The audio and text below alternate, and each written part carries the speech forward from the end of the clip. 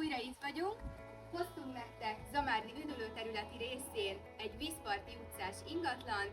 Gyertek beljebb, nézzük meg! Itt a földszinten találunk egy tágas étkezőt, konyhával, egy hálószobát kertkapcsolattal,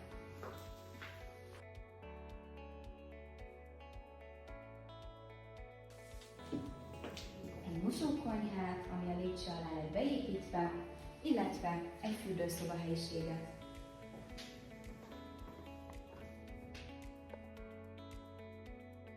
Ahogy felérünk az emeleti részre, elénk tárul a csodálatos balatoni panoráma.